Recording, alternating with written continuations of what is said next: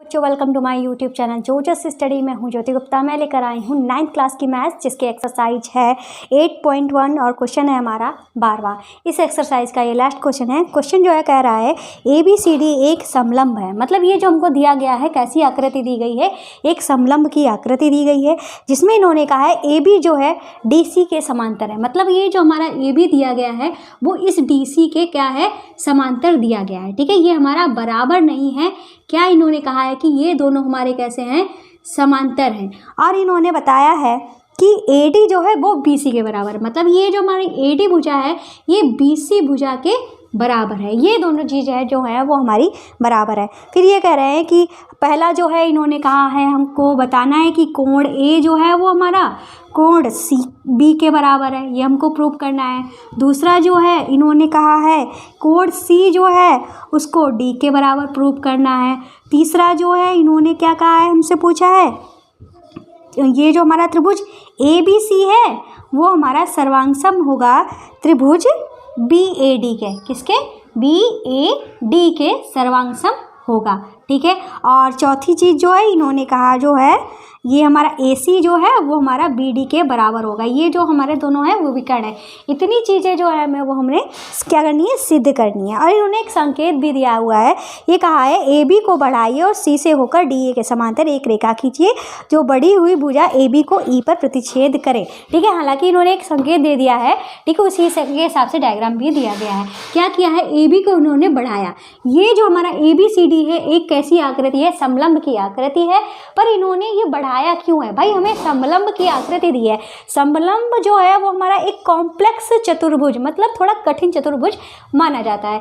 पर हमारा जो समांतर चतुर्भुज होता है जो थोड़ा सिंपल चतुर्भुज होता है, इसलिए इस चतुर्भुज को हमें कठिन से सरल में बदलना है। कैसे, हमने इस समलंब को समांतर चतुर्भुज में बदला है। कैसे, हमने क्या किया कि AB को बढ़ाया, इधर से C से हमने एक इस AD के समांतर रेखा कौन सी खींची, CE खींचे। मतलब ये जो रेखा है इसके समांतर हमने खींची है। तो रचना में हमको क्या लिखना पड़ेगा, ठीक है, तो रचना में हमको लिखना पड़ेगा। ठीक है, तो भाई क्वेश्चन नंबर जो है वो है हमारा 12वां। तो हमको दिया क्या क्या गया है, सबसे पहले हम वो लिख लेते हैं। तो हमको दिया है कि ये जो हमारा AB है वो समांतर है किसके, CD के। दूसरी चीज़ हमको दी गई है AD जो है वो हमारा बराबर है BC के। ठीक है, इतनी चीज़ जो है वो हमको दी गई है। अब हमने रचना क्या की है, हम यहाँ पे डाल देंगे रचना। हमने क्या रचना की है, तो भाई हमने रचना की है ये जो हमारा समलंब चतुर्भुज था, ठीक है, इसको हमने क्या बनाया, समांतर चतुर्भुज बनाया है। ठीक है, कैसे हमने इसको समांतर चतुर्भुज बनाया है, हमने क्या किया, समांतर चतुर्भुज बनाने के लिए यहाँ पे हम लिख दे रहे हैं, फिर उधर हमारा बाकी क्वेश्चन हो जाएगा। ठीक है, हमने इसके लिए क्या किया है, AD के समांतर रेखा खींची हमने कौन सी, CE।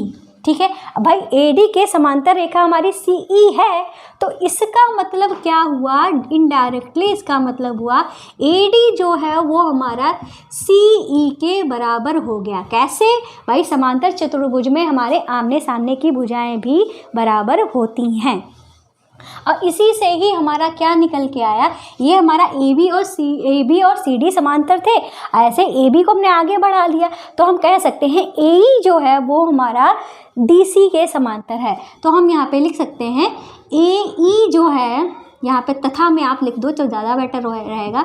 तो हम यहाँ पे लिख देंगे AE जो है वो हमारा बराबर है CD के, किसके, CD के। इतनी चीज़ हमको पता चल गई। ठीक है, अब हमने रचना ये की थी। पहला क्वेश्चन जो है वो हमें क्या सिद्ध करना है, कोण A कोण B के बराबर है। कोण A हमारा ये है, कोण B हमारा ये है। ठीक है, तो अब हम इसको बराबर कैसे प्रूव करेंगे भाई, हम अभी तो समलंब की बात कर नहीं रहे हैं, हम बात किसकी कर रहे हैं, हम बात कर रहे हैं, तो हम बात किसकी कर रहे हैं, हम तो समांतर चतुर्भुज की बात कर रहे हैं। तो समांतर चतुर्भुज में हमारा कौन सा कोण आएगा भाई, ये हमारा कोण आने वाला है। ठीक है। तो हम यहाँ पे क्या करेंगे, सभी जो हमारे ऊपर वाले कोण हैं इनका हम नामकरण करे दे रहे हैं। मान लो ये 1 है, ये हमारा 2 है, ये हमारा 3 है और ये हमारा कोण 4 है। अब हमने समांतर रेखाओं के बारे में क्या पढ़ा है। समांतर रेखाएं, मान लो ये हमारी कोई दो समांतर रेखा हैं, कोई तीसरी भुजा हमको इन दोनों रेखाओं को काट रही है, तो क्या होता है कि ये अंतः कोण जो होते हैं, ठीक है, ये तीसरी रेखा जब काटती है, जो हमारे अंतः कोण बनते हैं दोनों, इन दोनों कोणों का योग जो होता है वो 180 अंश होता है। तो कहने का मतलब क्या हुआ, हमारा यहाँ पे इस कोण का और इस कोण का योग जो है वो हमारा क्या होगा, कोण 1 और कोण 4 का योग जो है वो हमारा क्या बनेगा जाके, 180 अंश बनेगा जाके। तो हम यहाँ पे डाल देंगे नंबर 1, ठीक है। तो हम यहाँ पे लिख देंगे समांतर चतुर्भुज ADCE में, ठीक है, क्या है, कोण 1 जो है और प्लस कोण 4 जो है, इनका योग जो है होने वाला है 180 अंश, ठीक है। ये हमारा क्या है, 180 अंश हो गया। अब दूसरी चीज़ हमारी यहाँ पे क्या निकलेगी जाके, और हमने एक और चीज़ पढ़ा है, वो हमने क्या पढ़ा है भाई, हमने एक और रूल पढ़ा है। मान लो कोई हमारी एक रेखा है, इस रेखा को हमने 2 कोणों में डिवाइड कर दिया। अब कोई भी रेखा उसके कोणों का कोण रेखा है, मान लो ये पॉइंट था, ठीक है, अभी हमने इसको डिवाइड नहीं किया है, ये हमारी कोई रेखा है, इस पॉइंट पर अगर हम इसका कोण की बात करते हैं तो हमारा आएगा 180 अंश हमारा जो है वो आएगा। अगर हम इसको 2 भागों में भी डिवाइड कर देते हैं तो भी इन दोनों कोणों का योग भी क्या आएगा, 180 अंश आएगा। ऐसे ही यहाँ पे जो हमारा पॉइंट है, इसके इन दोनों कोणों का योग जो है रैखिक युग्म से, ये हमारा नियम होता है रैखिक युग्म, इनका योग जो है वो भी हमारा क्या आएगा, 180 अंश ही आएगा। तो हम यहाँ पे क्या कह सकते हैं, ये तो हमारा है अंतः कोणों का योग, हमने नियम यहाँ पे हम लिख देंगे अंतः, चाहे तो ये भी लिख दो, समांतर रेखाओं के अंतः कोणों के योग से, ठीक है, ये हमने यहाँ पे ये नियम लगाया है। अब हम जो करने वाले हैं, कोण 2 और कोण 3 को जब हम जोड़ेंगे तो भी हमारा 180 अंश आने वाला है। और ये नियम हमारा कौन सा है, ये नियम जो है वो है हमारा रैखिक युग्म का, ठीक है, ये हमारा कौन सा है, रैखिक युग्म का। अब क्या हम यहाँ पे देख रहे हैं, 1 और 4 का योग 180 आ रहा है, 2 और 3 का योग जो है वो हमारा क्या आ रहा है, 180 आ रहा है। अब हमारे दोनों समीकरण जो है वो तो हमारी बन गई, पर हम यहाँ पे एक और चीज़ देख रहे हैं। वो चीज़ हम इस त्रिभुज की तरफ जब नज़र डालते हैं तो हमने क्या किया था भाई, हमको ये दिया गया था AD जो है वो BC के बराबर है, और हमने यहाँ पे क्या किया है, रचना करके AD को CE के बराबर कर दिया। मतलब AD जो है वो हमारी इस CE के भी बराबर है, मतलब AD और BC और CE तीनों ही हमारी बराबर हो गई। अब तीनों ही हमारी जब बराबर हो गई तो यहाँ पे ये जो हमारा एंगल बन रहा है त्रिभुज टाइप में, इस तरीके का ये जो हमारा एंगल बन रहा है, इस टाइप का जो हमारा एंगल बन रहा है, ये भुजा हमारी बराबर हो गई। और यहाँ पे हमारा कोण 3 था, यहाँ पे हमारा कोण 4 था। अब जब 2 भुजाएं किसी त्रिभुज की बराबर है तो वो हमारा त्रिभुज कौन सा बनेगा जाके, तो वो हमारा त्रिभुज बनेगा जाके समद्विबाहु त्रिभुज। समद्विबाहु त्रिभुज एक ऐसा त्रिभुज होता है जिसकी दोनों भुजाएं बराबर होती हैं। भाई जब दोनों भुजाएं बराबर होती हैं तो उनके सम्मुख कोण जो होते हैं वो भी कैसे हो जाते हैं, बराबर हो जाते हैं। तो कहने का मतलब क्या हुआ, यहाँ पे हमारा कोण जो 3 है वो कोण 4 के बराबर हो जाएगा। क्यों हो जाएगा, क्योंकि ये एक समद्विबाहु त्रिभुज का निर्माण कर रहा है, ठीक है। तो हम यहाँ पे चाहें तो यहाँ पे लिख सकते हैं कोण, चूँकि कोण 2 जो है, सॉरी कोण 3 जो है वो हमारे कोण 4 के बराबर है। इसको समीकरण 1 मान लो, इसको समीकरण 2 मान लो, ठीक है। कोण 3 और कोण 4 बराबर है, और चाहे तो रीजन भी लिख दो, क्योंकि ये जो हमारा कोण है कौन सा, त्रिभुज ए नहीं है, BCE, ठीक है, BCE एक क्या है, समद्विबाहु त्रिभुज है। यहाँ पे आप लिख दीजिए, ठीक है, समद्विबाहु त्रिभुज है, इस तरीके से आप लिख दीजिए यहाँ पे। तो जो चेक करेगा कॉपी उसको क्लियर हो जाएगा, ठीक है। तो कोण 3 कोण 4 बराबर है, तो हम यहाँ पे देखते हैं, यहाँ पे कोण 4 है, यहाँ पे कोण 3 है, मतलब ये दोनों चीज़ें जो हैं वो हमारी क्या हो जाएंगी, बराबर हो जाएंगी। तो हम यहाँ पे लिखेंगे समीकरण 1 व 2 से। अब ये समीकरण जो 1 और 2 है, दोनों का मान हमारा 180 अंश है, तो इस चीज़ को हम कैसे लिख सकते हैं, कोण 1 प्लस कोण 4 जो है वो हमारा बराबर हो जाएगा कोण 2 प्लस कोण 3 के, ठीक है।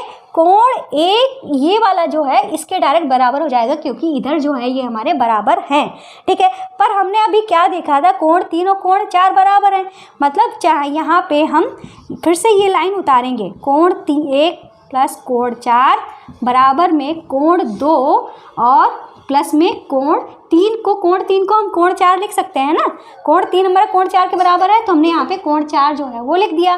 तो अब कोण 4 को हम कोण 4 से काट देंगे, ठीक है। कोण 4 को हमने जब काट दिया तो हमारे पास क्या बचा है, हमारे पास जो बचा है वो बचा है कोण 1 बराबर कोण 2, ये हमारा बचा है।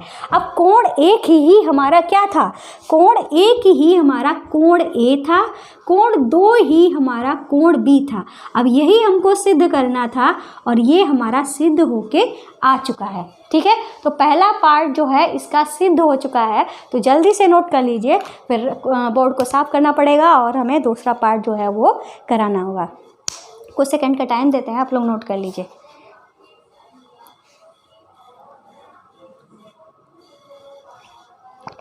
थोड़ा पढ़ा लें, ठीक है, वेट कर लो थोड़ा सा,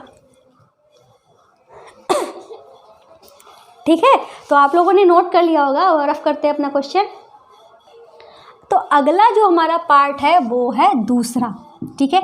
अब दूसरे पार्ट में हमको क्या करना है, ये पार्ट तो हमारा कंप्लीट हो गया, इसमें हमको कोण सी और कोण डी को बराबर करना है।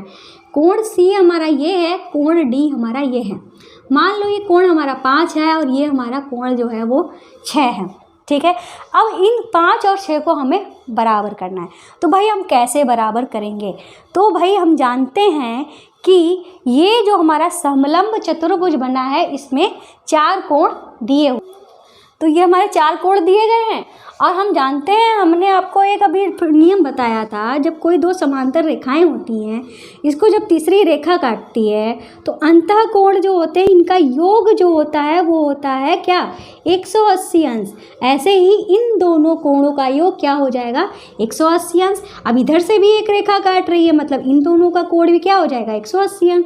मतलब हमारा यहाँ पे क्या लिखा जाएगा, सबसे पहले तो हम यहाँ डालेंगे समलंब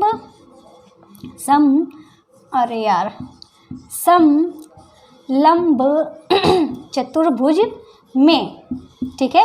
तो हम यहाँ पे कोण 1 प्लस कोण 5 करेंगे बराबर में 180, ठीक है। इसको हम समीकरण 1 डाल देंगे। ये हमारे बराबर क्यों हुए हैं, वही हमारा रूल लिख दिया जाएगा, समांतर रेखाओं से बने अंतः कोणों का योग, ये हम यहाँ पे डाल देंगे, ठीक है।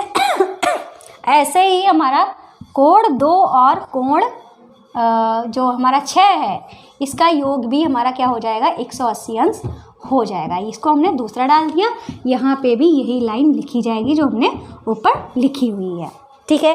अब हमने पिछली बार अभी हमने क्या सॉल्व किया था, ये जो हमने पिछली बार इसी में ही मतलब सॉल्व कोण 1 बराबर कोण 2 सॉल्व किया था, तभी हमारा ये आया, ठीक है। ये दोनों हमारे कोण बराबर हमने कर दिए थे पिछले क्वेश्चन में, पहले पार्ट में। तो हम यहाँ पे लिख देंगे, सब पहले तो हम यहाँ पे लिखेंगे समीकरण 1 व 2 से, ठीक है। समीकरण 1 और 2 से हम क्या करेंगे भाई, ये दोनों हमारे 180 अंश के बराबर है, मतलब ये और ये हमारा बराबर हो जाएगा। कोण 1 प्लस कोण 5 बराबर कोण 2 प्लस कोण 6 हमारा हो गया। पर हमने क्या देखा था कि हम यहाँ पे लिख देंगे, परंतु कोण जो हमारा 2 था, या कह लो कोण 1 जो है कोण 2 के बराबर है, ठीक है। कोण 1 और कोण 2 जो है हमारा बराबर है, तो इसी चीज़ को हम कैसे लिख सकते हैं, या आप यहाँ पे परंतु हटा के चूंकि लिख सकते हैं, ठीक है। तो हम यहाँ पे लिख देंगे कोण 1 को कोण ही एक लिखा रहने दो, यहाँ पे कोण 5 कर दो, ठीक है। और बराबर में कोण 2 को हम 1 लिख सकते हैं ना, कोण 1 लिख दो, और कोण 6 को कोण 6 लिख दो, ठीक है। पिछले क्वेश्चन की तरह सेम हम कर देंगे, ठीक है। अगर आपको नहीं दिख रहा है तो मैं कैमरे को थोड़ा नीचे कर देती हूँ, ठीक है, आपको क्लियर दिख रहा होगा, ठीक है। तो कोण 1 से कोण 1 कट गया, ठीक है। कोण 1 से कोण 1 कट गया, तो हमारे पास क्या आ गया, कोण 5 बराबर कोण 6 हमारे पास आ गया। अब कोण 5 हमारा क्या था, कोण डी था, और कोण 6 हमारा क्या था, कोण सी था। अब यही हमको सिद्ध करना था, ये हमारा सी पहले लिखा है, डी पहले लिखा है, इसी चीज़ को हम ऐसे भी लिख सकते हैं, कोण सी बराबर कोण डी, ठीक है। तो ये चीज़ भी हमारी प्रूव होके आ गई। तो दूसरा पार्ट भी हमारा कंप्लीट हो गया। जल्दी से नोट करिए, फिर कराएंगे तीसरा पार्ट।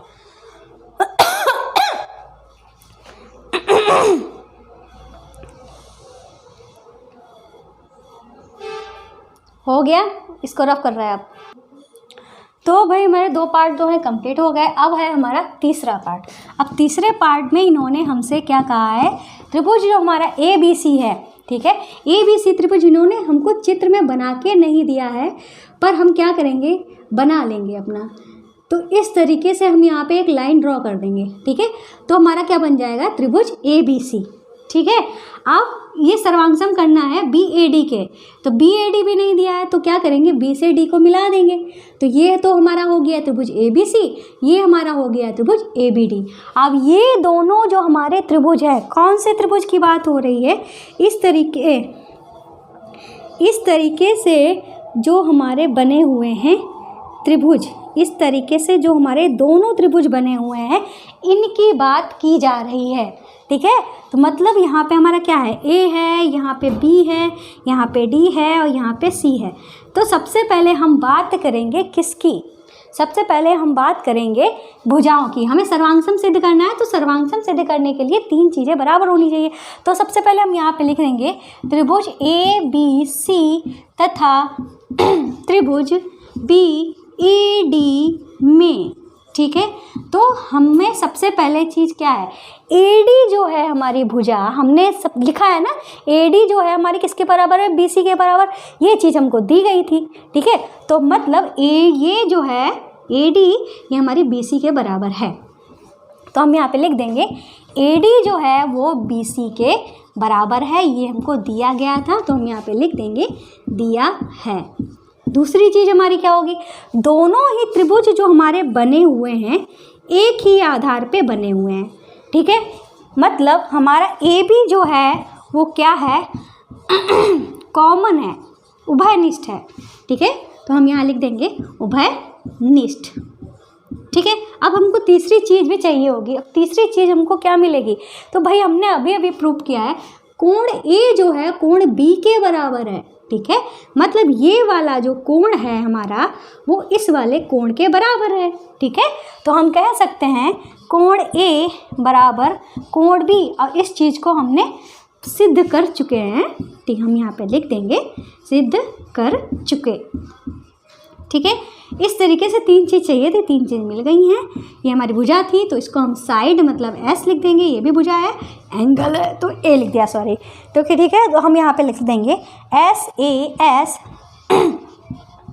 सर्वांग समता, ठीक है, से क्या हो जाएगा, ये जो हमारा त्रिभुज है ABC सर्वांग सम हो जाएगा त्रिभुज BAD के, ठीक है। तो भाई यही चीज़ हमको प्रूव करनी थी, ये हमने प्रूव कर दी, ठीक है। तो ये पार्ट भी हमारा कंप्लीट हुआ। अब हमारा ये पार्ट रह गया है, तो ये पार्ट तो हमारा यहाँ पे भी हो जाएगा। तो हम इसको क्या लिखेंगे, इसको हम कैसे करेंगे चौथे पार्ट के लिए हम क्या करेंगे, यहाँ पे डालेंगे चौथा पार्ट। तो हम यहाँ पे लिख देंगे ये हमको AC और BD को बराबर सिद्ध करना है। अब हम देख रहे हैं कि AC जो है इसी त्रिभुज में, त्रिभुज ABC में आ रहा है, BD जो है वो हमारा त्रिभुज ABD में आ रहा है, BAD में आ रहा है तो हम यहाँ पे सबसे पहले लिख देंगे, क्योंकि ये हमने सिद्ध किया है ना, ये अभी ये हमारा सर्वांग सम है, तो यही चीज़ हम लिख देंगे। चूँकि त्रिभुज ABC जो है सर्वांग सम है त्रिभुज BAD के, तो हम यहाँ पे लिख देंगे अतः ये AC जो है वो हमारा बराबर हो जाएगा BD के, डायरेक्ट बराबर हो जाएगा। क्यों बराबर हो जाएगा भाई? ये हमारा हो जाएगा CPCT से बराबर हो जाएगा। अब CPCT क्या होता है? तो CPCT एक हमारा ऐसा नियम होता है जो अगर हमारे कोई दो सर्वांगसम त्रिभुज हैं, ठीक है, तो उनके संगत भाग जो होते हैं वो अपने आप ही बराबर हो जाते हैं। तो इसका इस विकर्ण का संगत जो है विकर्ण ये है, ठीक है, तो ठीक है, इसलिए ये हमारे बराबर हो गए। ठीक है, इस तरीके से क्वेश्चन जो है हमारा पूरा कंप्लीट हुआ। उम्मीद है क्लास जो है वो आपको अच्छी लगी होगी। तो भाई हमारे चैनल को सब्सक्राइब करना, वीडियो को लाइक करना, ऐप को डाउनलोड करना मत भूलिएगा, साथ ही साइंस भी पढ़िएगा अपने। और मिलते हैं नेक्स्ट वीडियो में, तब तक के लिए बाय बाय। चैनल को सब्सक्राइब करना मत भूलिएगा।